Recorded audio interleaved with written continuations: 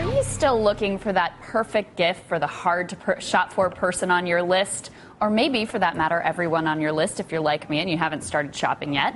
Well, look no further, because now for a limited time only, you can have your very own Scrooge McDuck-style money swimming pool. Oh. Included with your money swimming pool are 8 million Swiss coins and apparently 4 attractive Swiss citizens to shovel it for you all day. The really tantalizing prospect of these gold coins, though, is that they just might change the world. Turns out they haven't just been sitting idly by, basking in their golden beauty.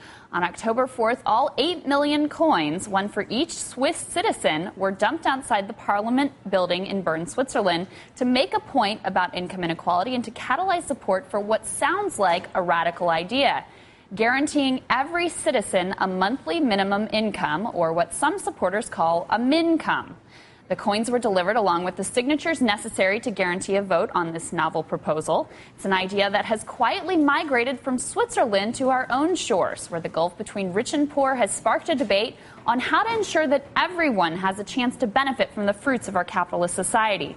The basic idea is simple. Every non-incarcerated adult citizen gets a monthly check from the government. Other safety net programs are jettisoned to help pay for the mincome, and poverty is eliminated. A cheaper but slightly more complicated version of the mincome would phase out the payments as working income increases. Now, I know what you're thinking. This is some crazy left-wing utopian idea that only Marxists like Crystal Ball and Pope Francis could possibly support. Yep. But actually, while the idea is popular on the left for its potential to guarantee every American a human standard of living, the mincome has also found support on the right. Libertarian writer Matthew Feeney writes, instead of treating those who often through no fault of their own have fallen on hard times like children who are incapable of making the right choices about the food they eat or the drugs they may or may not choose to take, why not just give them cash? By just giving out cash rather than administering a patchwork of safety net programs, government bureaucracy would go down, and the ability of people to make their own life choices would be respected. Now, I know what you're going to say next. Sounds great, Crystal, but next thing you know, we're going to have a nation full of lazy takers living off the government dole. Wait, I thought you already saw us as a nation full of lazy takers, 47%ers and such. Anyway, I digress. There's evidence that the disincentives to work are much smaller than you might think.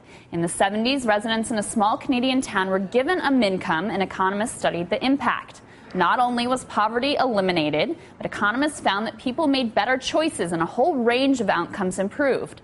High school completion rates went up, hospitalization rates went down. According to one of the researchers, if you have a social program like this, community values themselves start to change. We tend to think of poverty, homelessness, despair as inevitable, but the mincome makes you realize, in a country as rich as ours, we allow those outcomes as a choice. We could decide to eliminate poverty, and it wouldn't even take a Christmas miracle to do it.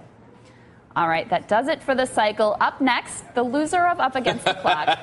It's the Ari Melber Experience. Oh, yeah. You know, Crystal, you're never a taker in my book. Aw, thanks, Ari. Good afternoon, everyone. I'm Ari Melber. It's